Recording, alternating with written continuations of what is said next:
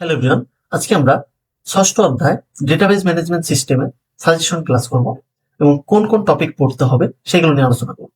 তো database management সিস্টেমে দেখো কি আছে। প্রথমে আছে রিলেশনাল ডাটাবেস। তো ডাটাবেজ রিলেশন কয় প্রকার ও কি কি আছে। আমরা যদি রিলেশনাল ডাটাবেস দেখি, রিলেশন গুলো দেখি many to many, many to one, one to one. তো দেখো প্রথমটা কি ওয়ান টু ওয়ান। এটা কিরকম, একটা টেবিলের সাথে আরেকটা টেবিলের যে সম্পর্ক সেটা হলো ওয়ান টু ওয়ান সম্পর্ক। ওয়ান টু ম্যানিটা কি, দেখো একটা টেবিলের সাথে অনেকগুলো টেবিলের সম্পর্ক, এটা হলো ওয়ান টু ম্যান। অর্থাৎ একটা শিক্ষক অনেকগুলো ছাত্রছাত্রীকে পড়ায়, অর্থাৎ একজন শিক্ষকের সাথে অনেকগুলো ছাত্রছাত্রীর সম্পর্ক, টেবিলের সম্পর্ক, এটা হলো ওয়ান টু ম্যান। আরেকটা কি ম্যানি টু ম্যানি। এটা কিরকম, অনেকগুলো ছাত্র অনেকগুলো সাবজেক্টে পড়াশোনা করে, অর্থাৎ অনেকগুলো টেবিলের সাথে আরো অনেকগুলো টেবিল যুক্ত আছে, এই জন্য এটা ম্যানি টু ম্যানি রিলেশনশিপ।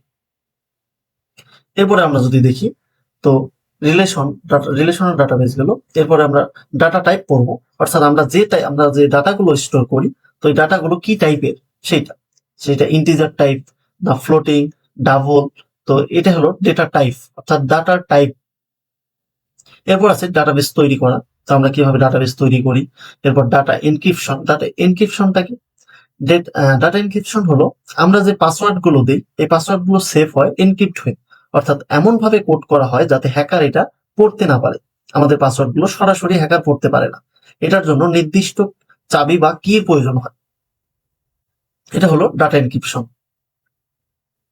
এরপর আছে রিলেশন ডাটাবেস ম্যানেজমেন্ট সিস্টেম। এটা কি, আমরা যে ডেটাগুলো স্টোর করি, আমরা ডাটাবেজে ডাটা স্টোর করি, এই ডাটাগুলো সুন্দরভাবে পরিচালনা করার জন্য যে সফটওয়্যার ব্যবহার করা হয় সেটাই হলো ডাটাবেজ ম্যানেজমেন্ট সিস্টেম।